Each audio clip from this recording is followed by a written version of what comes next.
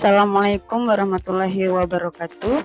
Perkenalkan, nama saya Fitri Delayanti M. Purnomo, mahasiswa PPG dalam jabatan batch 1 IAIN Sultan Amai Gorontalo tahun 2024. Selamat menyaksikan.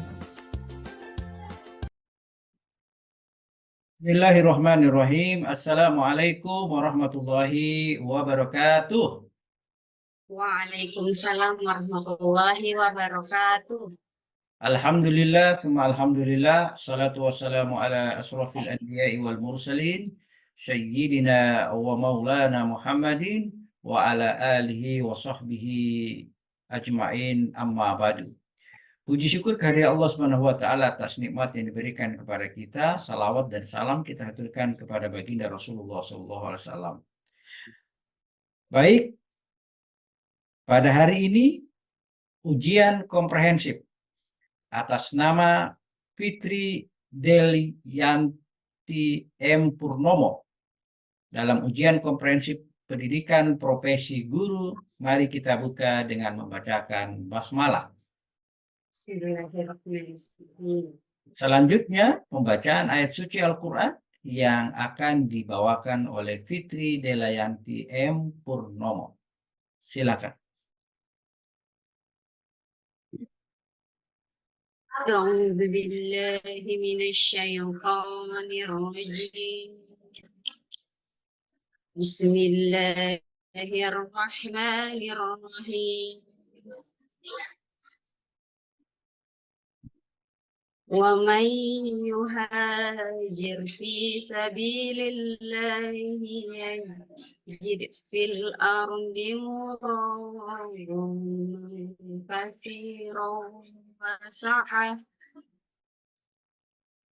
ومن يخرج من بيته مهاجرا إلى الله ورسوله ثم يدركه الموت فقد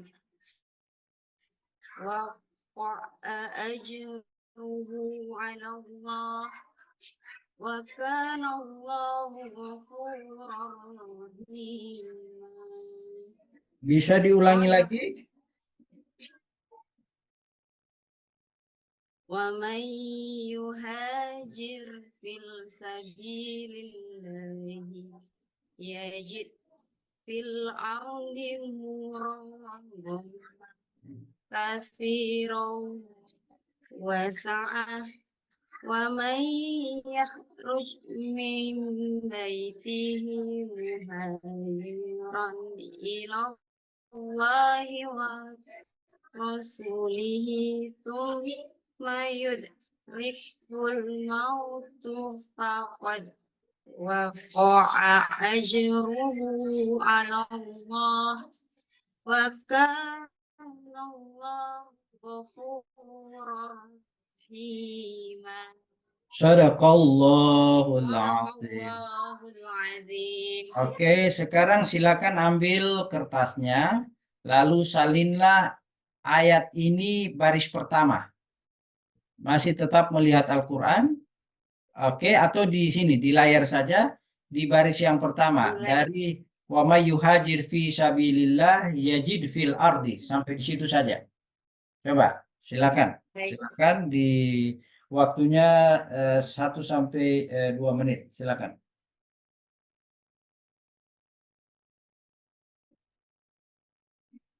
واجعله لنا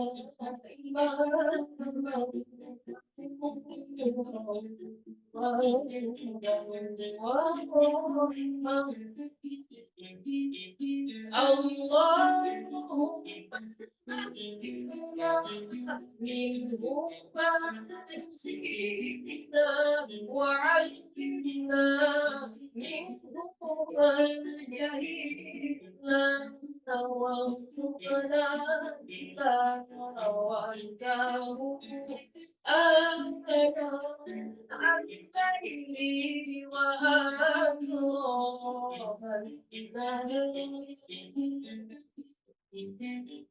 واجعله لنا حجة يا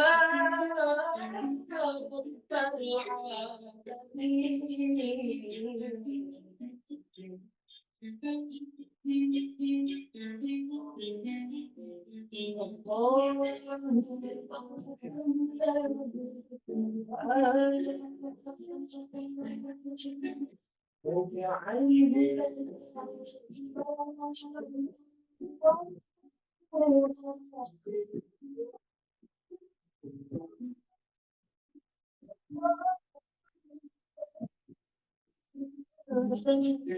Sudah.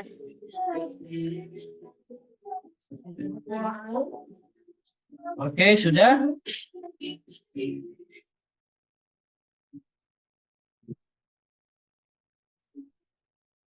Oke, sudah? Bentar, saya lihat dulu sebentar. Wa may yuhajir. Oke, coba lihat. Wa may yuhajir fi sabilillah yukhrijul fil ard. May yuhajir fi sabilillah yukhrijul fil ard. Alhamdulillah. Oke, nanti banyak menulis ini. Saya melihatnya tulisan anak-anak TK itu. Oke, baik. Nanti banyak banyak belajar untuk menulis lagi. Baik. Kita akan masuk pada topik RPP ya. Sorry, modul ajar. Apakah ini modul ajar saudari? Iya Pak, ini modul ajar. Oke. Ini tentang memahami Kisah Nabi Muhammad periode Madinah. memang ada periode Mekah. Ada Pak, tapi Apa? di fase B itu Pak. Apa perbedaan periode Madinah dan periode Mekah itu? Jika di periode Mekah itu di materi esensialnya itu dari Nabi Muhammad Islam Arab pra-Islam sampai Nabi Muhammad akan hijrah ke Madinah. Itu lingkup materinya sampai di situ Pak. Oke. Dari Nabi Muhammad sebelum menjadi Rasul dan sesudah menjadi Rasul. Ini mengapa mengambil hanya 2 profil di Pancasila ini, bergotong royong dan kreatif? Yang saya ambil situ karena profil pelajar Pancasila itu kan terintegrasi dengan modul ajar, di mana profil Pancasila itu merupakan kalau di K13 itu nilai sikap. Iya, Jadi pertanyaan yang saya ambil saya, ini adalah bergotong royong dan kreatif, karena pada kegiatannya nanti anak-anak akan dituntut untuk bisa bergotong royong dan kreatif dalam proses pembelajaran. pada saat Anak-anak nanti akan dibagikan kelompok, mengerjakan tugas kelompok, dan akan membuat proyek yang akan diberikan oleh guru. kalau yang kreatif, Sudah include di situ Pak. Kreatif itu kan di sini kan anak-anak akan membuat infografis melalui Canva. Jadi mereka butuh diasah ke kreativitas mereka dalam membuat itu. ya, tapi kan di situ ada juga nilai mandiri, ada juga bernalar kritis. Kenapa itu tidak diambil juga? Hanya 2 ini. Eh, dalam kalau di saya ya Pak, untuk profil itu tidak satu kali pertemuan itu semua profilnya langsung diambil Pak. Jadi saya ambil 2 karena kan dalam memahami kisah Nabi Muhammad periode Madinah itu tidak hanya satu pertemuan. Kalau di dalam konteks fakta di lapangan itu terjadi beberapa pertemuan. Ketika profil ini sudah tercapai, kita bisa masukkan lagi profil pelajar Pancasila yang lain pada pertemuan berikutnya. Lalu profil ini tidak perlu lagi dicantumkan. Karena sudah apa Pak, anak-anak sudah tercapai untuk melihat sikap gotong royongnya dan kreativitas. Ini Bisa juga sudah di tercapai atau tidak dilihat pada saat apa? proses pembelajarannya, Pak. Misalnya indikatornya apa? Di modul ajar ini sudah saya cantumkan kriterianya di asesmen untuk gotong royong dan kreatif, Pak. Di situ Coba kita nanti bisa kita mengobservasi dan nanti ada kita lihat. instrumen penilaiannya. Nanti kita lihat. Kalau ini nilai musyawarah dan keteladanan, mengapa mengambil nilai ini? Nilai moderasi beragama untuk musyawarah dan keteladanan. Musyawarah itu dia saya mengambil yang mirip dengan profil pelajar Pancasila, Pak. Itu saat menyusun nilai moderasi beragama yang bisa nampak nanti ketika pembelajaran berlangsung itu adalah nilai musyawarah karena dia sama dengan gotong royong, berkolaborasi, dan keteladanan itu saat anak-anak mampu menampilkan karya mereka di depan. Keteladanan dalam hal Memaparkan hasil mereka. Seperti itu. Oke, ini tentang PJBL, Project Iya, Based Learning. basic learning. Oke, bedanya dengan problem based learning? Kalau problem basic learning, Pak, lebih ke masalah. Anak-anak dipantik dengan permasalahan yang terjadi dalam kehidupan sehari-hari dan mereka diberikan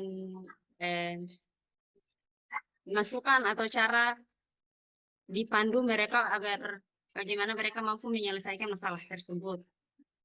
Kalau project? Kalau project based learning dia berbasis project, Pak. Berarti ada sesuatu karya yang dihasilkan oleh anak-anak. Seperti itu yang ada di pemahaman saya, Pak. Jadi bedanya kalau problem menyelesaikan masalah, kalau project menghasilkan produk. Iya, Pak. Nah, di sini produk apa yang dihasilkan di modul ajar ini? Infografis, Pak, poster infografis. Jadi anak-anak akan membuat poster infografis dalam bentuk digital. Oh, mereka melalui membuat Canva. poster infografis. Iya. Oke, infografisnya. Coba kita lihat. Ini langkah kerja ya. Ini pembagian tugasnya. Iya, Pak. Ini KPD untuk kelompok. Poster ini untuk kelompok, untuk semua kelompok ya? Untuk semua kelompok, tapi mereka berbeda, dikasih beda topik supaya membagikan setiap kelompok itu berbeda hasilnya. Ini hanya contohnya aja, Pak, supaya anak-anak tahu apa saja yang akan dibahas. Nanti kita cek, kita akan temukan di berikutnya. Ini KKTP-nya pemahaman bermakna, menunjukkan perilaku meneladani Muhammad SAW membangun kota Madinah dengan benar. Pernahkah kalian mendengar nama Madinah? Ini maksudnya pertanyaan pemantik ini? Begini, Pak, anak-anak. Kalau ini kan karena kisahnya itu antar dari fase B ke fase C itu kan sangat mencolok sekali. Yang fase B itu di Mekah, yang fase C itu di Madinah. Jadi saya ambil pertanyaan pemantik ini karena memang di pelajaran sebelumnya mereka kan hanya mengenal bisa Nabi Muhammad di periode Mekah, Pak. Jadi ditanyakan dulu anak-anak itu apakah mau. Oke, suaranya agak dekat ke laptop ya, supaya colokan suaranya diperbaiki supaya suaranya jelas. Oke. Pernahkah kalian, itu pertanyaan pemantik itu untuk apa, Fitri? Untuk memantik peserta didik untuk tertarik dengan topik pembelajaran atau materi yang akan dipelajari pada hari itu. Pertanyaan saya, apakah dengan pertanyaan anak-anak akan tertarik?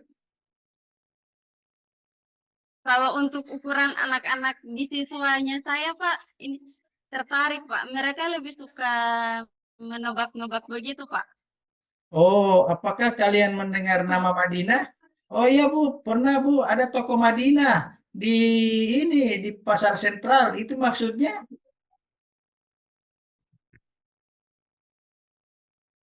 Bagaimana itu?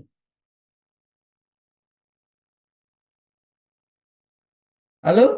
Ya, ya, Pak. Bagaimana ini? Ini pertanyaan saya ini. Apakah pertanyaan ini menggairahkan dan menumbuhkan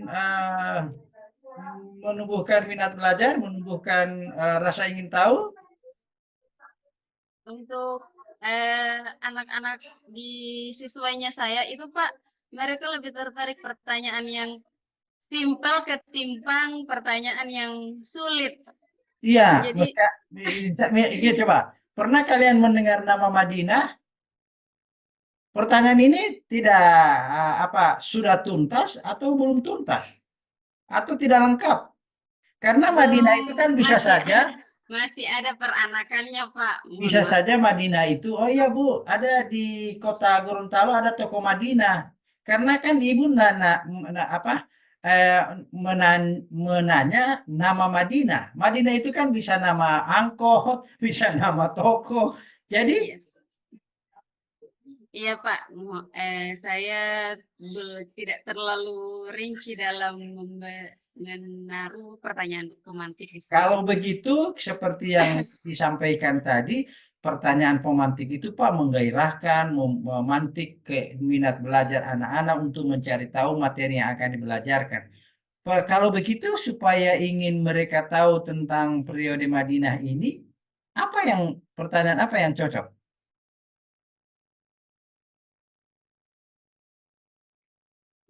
Pertanyaan yang cocok ialah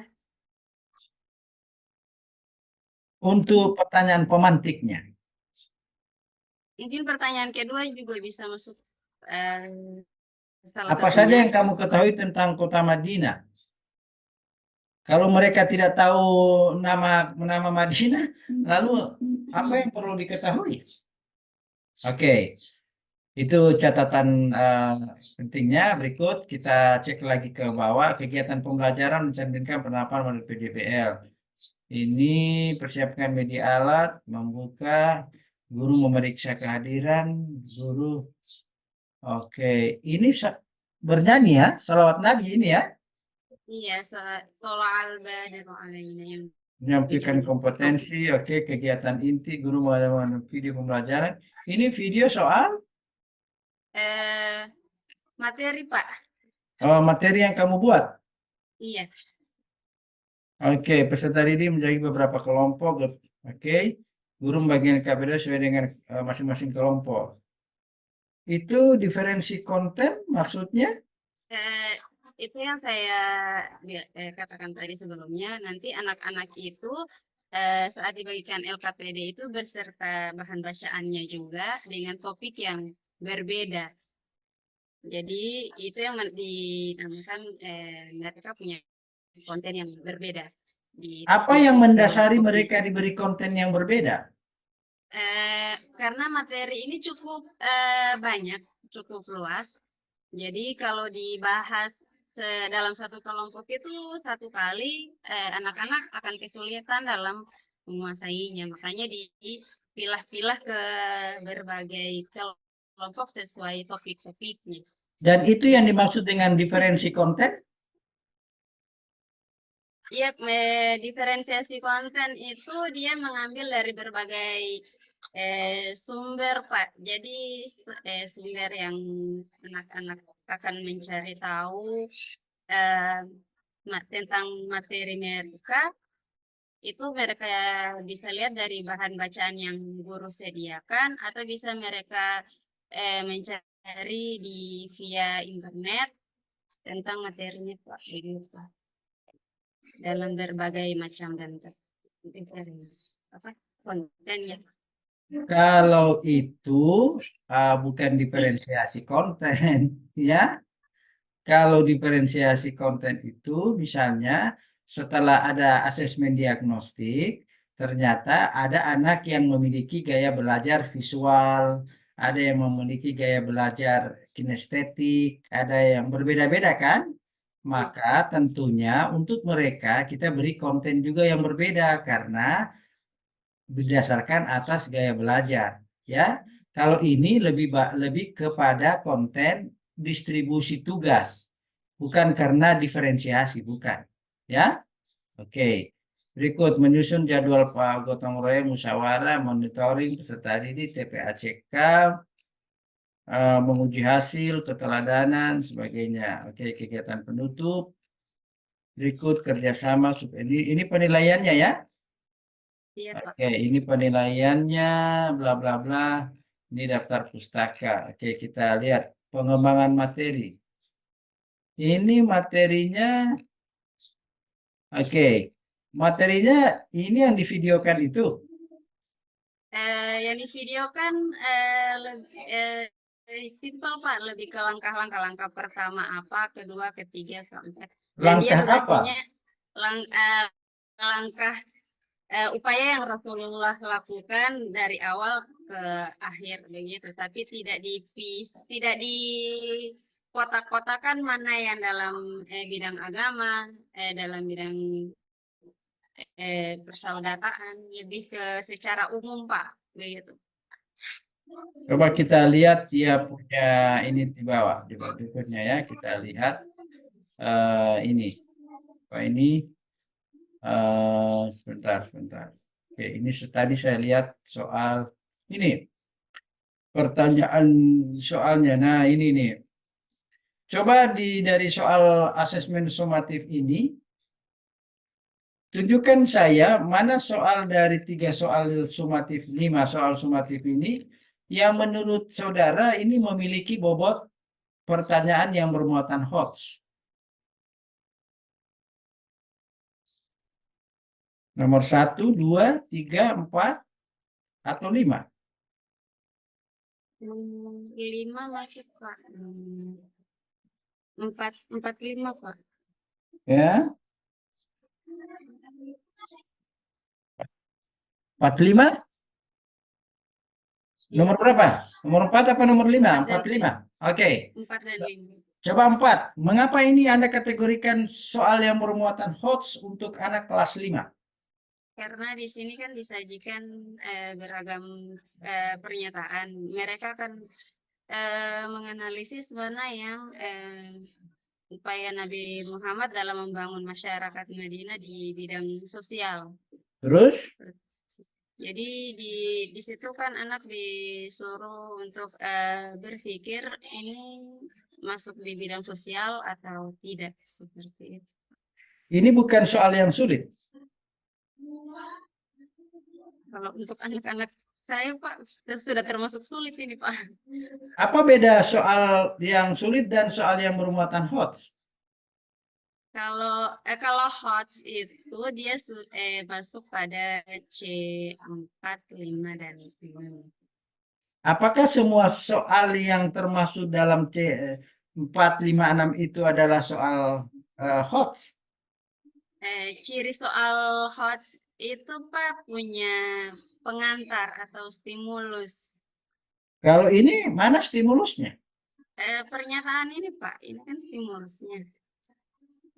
Ini saling berlomba-lomba. Lalu upaya Nabi Muhammad Madinah Suri tunjukkan pada nomor upaya Nabi Muhammad pernyataan berikut. Nomor. Lalu apa bedanya? Karena ada stimulusnya di atas. Yang kedua, jadi jawabannya adalah ini jawabannya A, B, C, atau D? 2 dan 4 Pak, C. 2 dan 4 berdakwah dilakukan secara bersama-sama Muhajir dan Ansor, kemudian beradil membuat dan C ya. 2 dan 4 berbuat adil dan membeda-bedakan. Coba kita lihat lagi. Berikutnya coba kita lihat untuk profil Pancasila. Oke, sip. Ya. Kita lihat lagi penilaiannya. Ya, coba kita main ke bagian yang ini. kira-kira waktu Anda menyusun penelitian tindakan kelas, apa masalah yang muncul pada Anda punya penelitian tindakan kelas kemarin? Masalah masalah yang muncul di penelitian itu rendahnya motivasi. Motivasi belajar. Kemudian, iya, Apakah rendahnya motivasi belajar itu untuk semua topik dan mata pelajaran di PAI? tidak semua Pak, lebih condong. Biasanya yang paling condong itu dia elemen fikih Pak. Pada bagian apa? Eh, pada bagian zakat. Karena anak-anak siswa yang ditemukan itu memang mereka kalau untuk pemahaman zakat, terutama kalau sudah bagian menghitung Harus. zakat, mereka itu kesulitan Pak dalam memahami sehingga mereka tidak termotivasi. Jadi judul PTK-nya Judul PTK-nya adalah penerapan metode marketplace activity dalam meningkatkan hasil belajar peserta didik pada hasil materi belajar, zakat. seluruh hasil belajar tentang zakat. Iya, hasil belajar pada Mengapa materi marketplace? Karena marketplace itu kan mengasah peserta didik untuk mereka bisa lebih tampil maksimal dalam mencari tahu. Karena di situ kan ada yang bertindak sebagai penjual dan ada yang bertindak sebagai pembeli. Si penjual itu yang akan mempresentasikan hasil kerjaan mereka kepada para pembeli dan si para pembeli akan memberikan umpan balik tanggapan pertanyaan kepada para penjual. Sekarang Jadi pertanyaan saya, marketplace itu meningkatkan kemampuan mereka menghitung ini pembagian zakat? Marketplace itu bisa Pak, bisa meningkatkan karena mereka saling mengoreksi kan ketika mereka melihat touring jalan ke kelompok-kelompok lain untuk melihat hasilnya itu mereka juga sambil mengoreksi apakah ini sudah benar ini begini begitu Pak hasil paparannya teman-teman teman-teman mereka. Kenapa tidak mau ambil misalnya metode lokakarya karena ada karya yang dihasilkan untuk meningkatkan keterampilan pembagian warisan, pembagian zakat? Saya ambil marketplace karena saya anggap saya mampu melakukannya dan anak-anak juga tertarik dengan hal seperti itu. Saya sudah pernah coba tapi bukan di materi zakat. Saya ada guru yang sudah coba di matematika, guru kelasnya saya sudah pernah observasi, mereka tertarik dengan yang begitu Pak. Iya, Jadi saya ambil itu. Ya, misalnya mereka menggunakan satu aplikasi, menggunakan bahkan banyak aplikasi menghitung zakat secara online di internet. Mengapa tidak menggunakan aplikasi itu, kemudian mereka bisa mensimulasi secara manual? Karena fokusnya kan meningkatkan kemampuan mereka menghitung zakat. Nanti setelah mereka mampu, hasil itu kemudian di dalam bentuk marketplace, mungkin pameran, atau dalam bentuk display galeri misalnya boleh. Tapi kalau saya merancangnya itu dalam prosesnya nanti, kan memang marketplace itu kan nanti hasilnya yang dilihat dalam bentuk marketplace. Dalam proses nanti mereka mengerjakan itu memang akan dikenalkan mereka berhitung di lewat aplikasi seperti itu. Salah satunya aplikasi apa? Kalau untuk aplikasi saya masih melihat aplikasi-aplikasi yang mudah bagi peserta didik Pak. Berarti belum. Perhitungannya masih manual. Iya, karena banyak aplikasi yang masih saya pelajari juga Pak. Oh iya, karena di kegiatan tadi saya tidak melihat ada aplikasi yang Anda gunakan untuk meningkatkan, karena memang topiknya tadi ini kan hanya periode Madinah. Iya. Sementara masalah PTK kamu itu adalah terkait dengan kemampuan Zakat. menghitung zakat. Itu di modul keberapa itu kamu lakukan? Modul 1 Pak PBL, Oh. Problem Basic Learning. Problem based learning. Kalau ini periode Madinah project. Projectnya dalam bentuk Iya. pembuatan poster. Baik, sekarang kepada saudara diminta untuk menjawab beberapa pertanyaan yang kami sudah siapkan. Silakan. Jika pertanyaannya belum bisa dijawab, silakan nyatakan pas. Ya, silakan nyatakan pas. Oke, mulai dari sini. Jelaskan di teori belajar dan penerapannya dalam modul ajar. Teori belajar yang saya ketahui itu ada teori belajar behavior, ada teori belajar kognitif, dan ada teori belajar konstruktivistik. Kalau teori belajar behavior itu dia untuk perubahan tingkah laku melalui stimulus respon. Kalau kognitif dia tentang tingkat pemahaman peserta didik, dan konstruktivistik itu membangun pemahaman peserta didik. Seperti itu, Pak. Nah, kalau terkait dengan pembelajaran kamu, mana yang paling relevan? Lebih kalau di pembelajaran yang modul ajar saya lebih ke kognitif, Pak. Kenapa? Kognitivistik, karena di situ memahami kisah kisah Nabi Muhammad periode Madinah, Pak. Jadi lebih mengasah kepada pengetahuan peserta didik. Oke, ini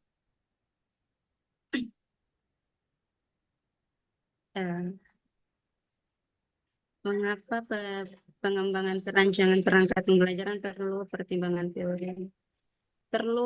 Sangat perlu, karena sebagai seorang guru, kalau tidak mempertimbangkan konsep teori belajar, maka mereka tidak bisa mendesain seperti apa pembelajarannya nanti di dalam kelas.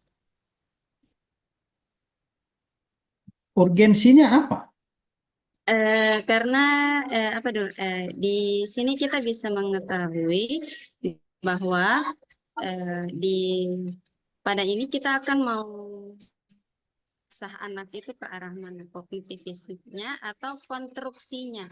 Kalau guru sudah paham teori belajar, pastinya mereka akan berupaya untuk membuat rancangan pembelajaran yang bisa mengarah ke konstruktivistik, ke teori-teori belajar yang sudah mereka pelajari, sehingga pembelajaran bisa berpusat pada murid.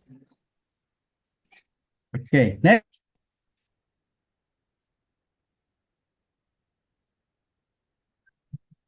Manfaatnya terhadap penguasaan teori, yakni guru mudah dalam mendesain pembelajaran sesuai dengan tingkat kesiapan belajar peserta didik dan dikonsepkan dengan teori-teori belajar. Misalnya peserta didik yang sudah sangat ternyata di kelas itu sudah sangat mahir, berarti guru itu bisa melakukan pendekatan teori belajar konstruktivistik untuk desain pembelajaran di perangkat ajarin, sehingga peserta didik lebih tertantang.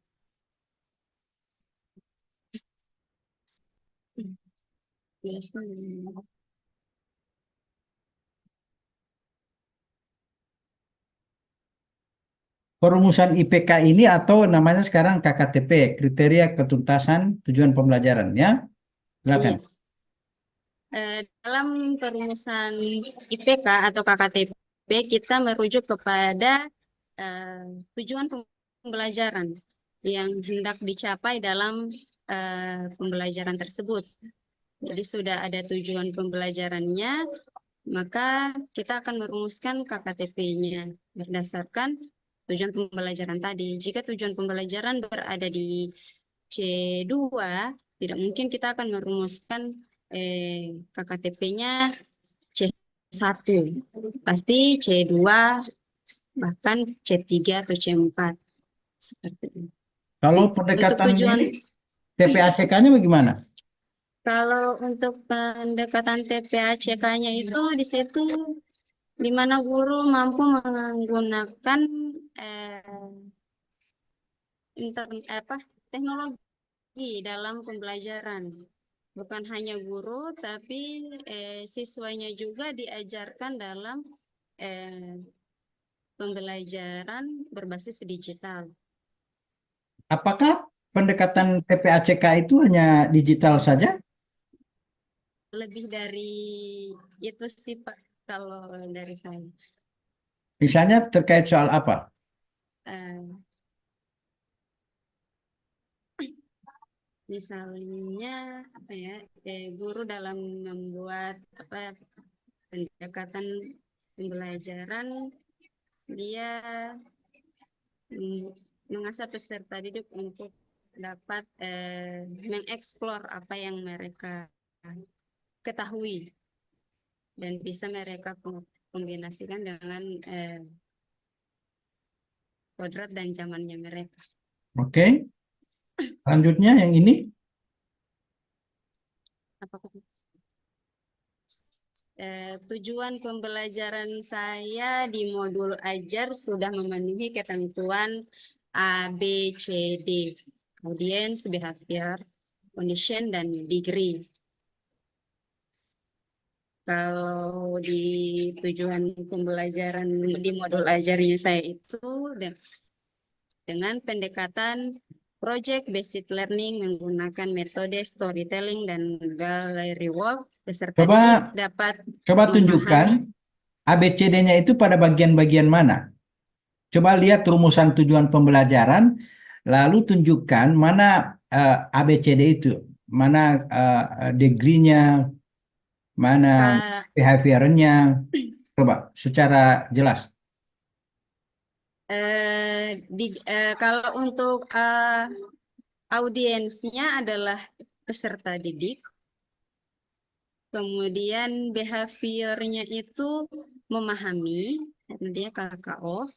Conditionnya itu yaitu dengan menggunakan pendekatan project based learning dan metode storytelling serta gallery walk, serta degree-nya itu dengan benar.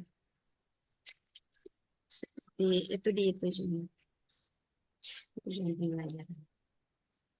Oke, kita lihat lagi yang lain. Ini problem based learning. Nah, ini nih, coba.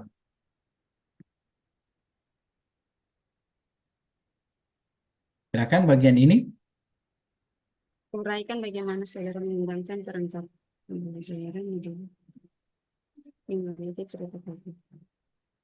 baik dalam modul ajar saya, di situ dapat memuat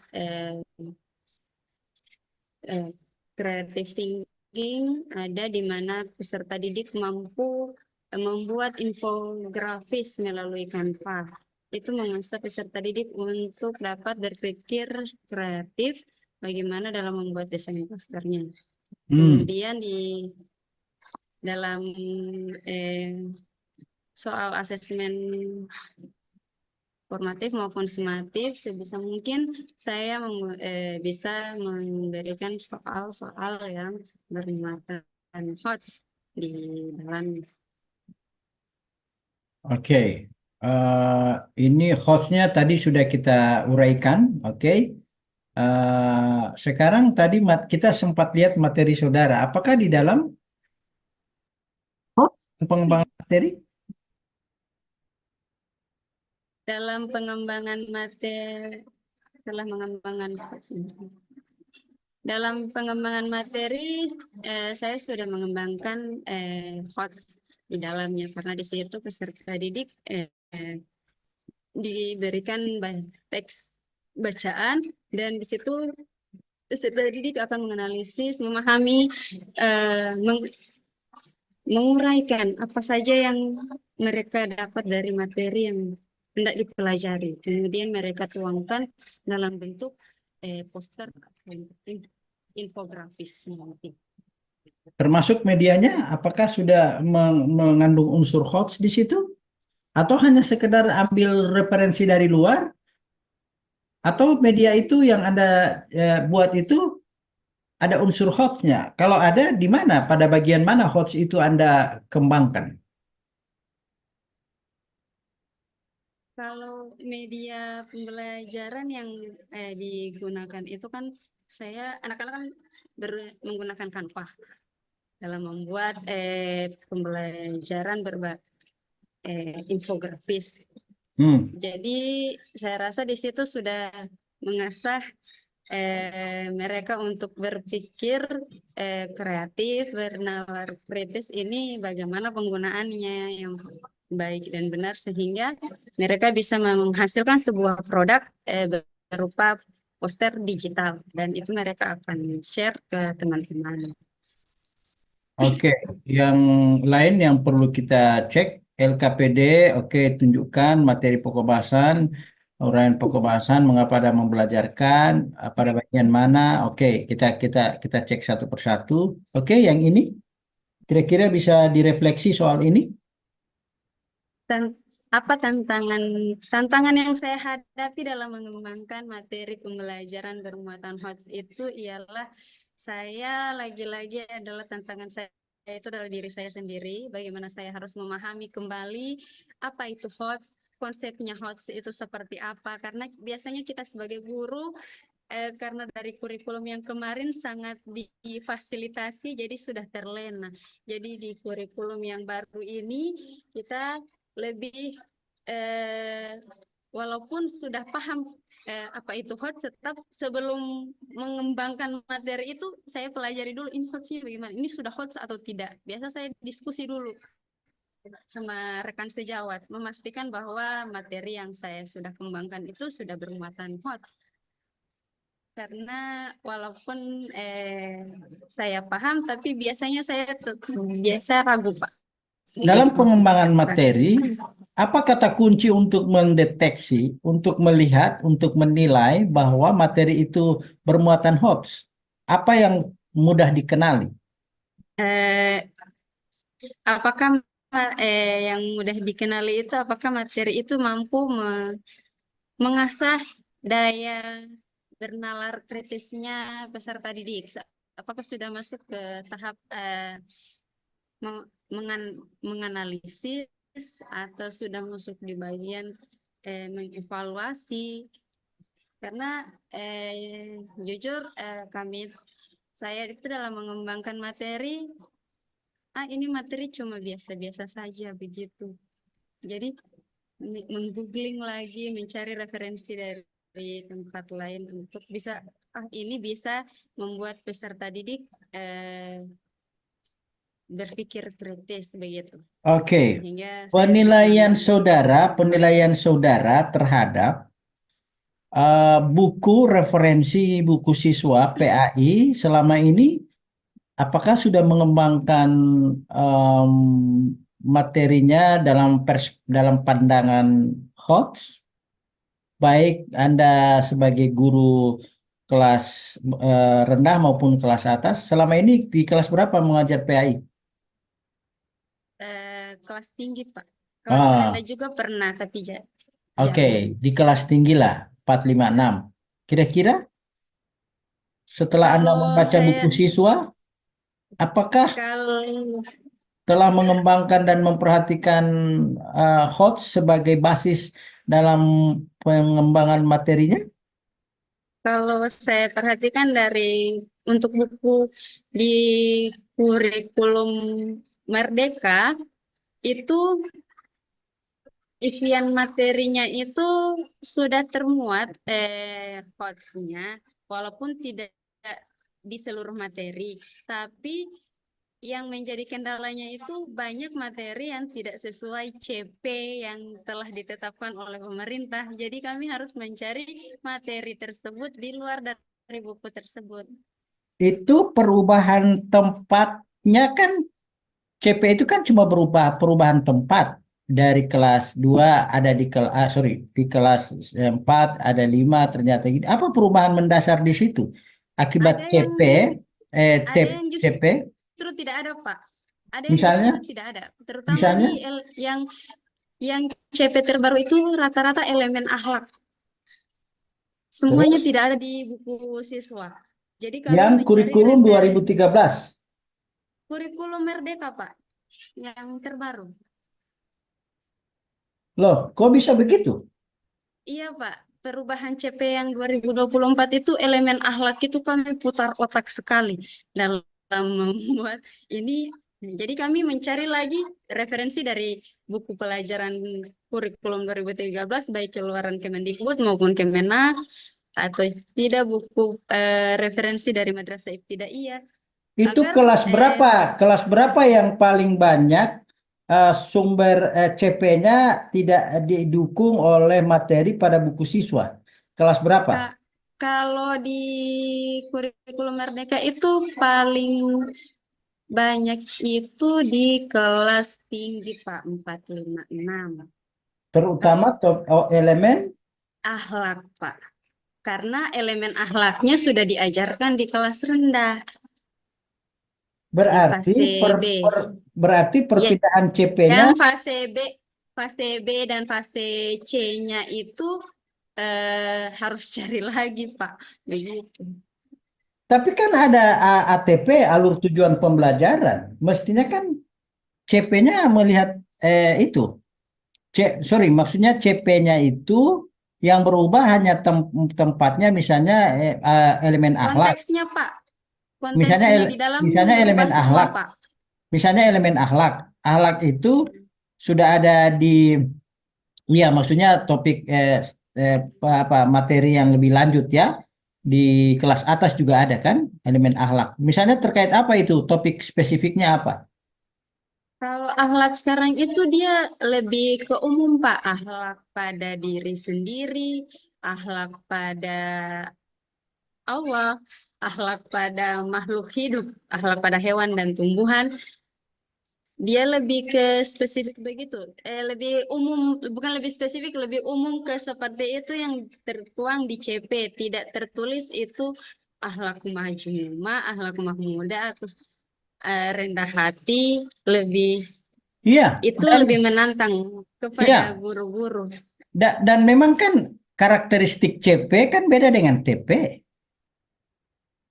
Makanya kami guru selaku guru PA itu selalu berdiskusi ini bagaimana ini akhlak kepada Allah apa saja dan itu masuk di kelas berapa saja. Begini, maksudnya perubahan CP itu menurut saudara lebih dilatar belakangi oleh apa? Kalau di yang saya pahami lebih mengerucutkan konten materi, Pak. Karena di CP sebelumnya terlalu banyak, terlalu panjang untuk elemen akhlak, sehingga pas perubahan yang terbaru, CP untuk elemen akhlak itu jadi sedikit. Oh, ini kalau hemat saya, perubahan CP itu disebabkan oleh esensi CP itu kan panduan umum. Iya, Pak. Coba bandingkan rumusan CP sebelumnya dengan CP sekarang. CP sekarang itu kan lebih banyak pada redaksi yang sifatnya umum. Dan begitulah karakteristik CP.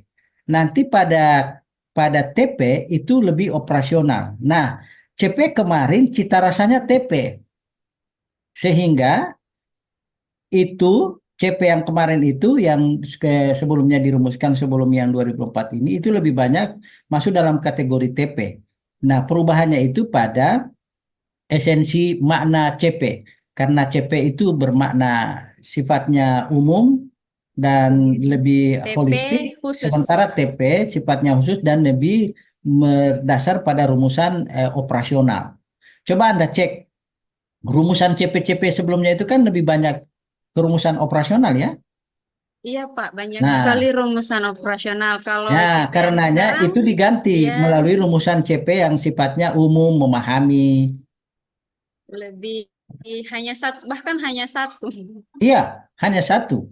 Karena nanti jabaran yang lebih khusus, misalnya memahami itu deskripsi operasionalnya, pertama dia harus mengetahui, kemudian menyebutkan, kemudian membedakan, kemudian mengklasifikasi. Nah, itu kan rumusan-rumusan TP. Menjelaskan. Iya, itu kan rumusan-rumusan TP.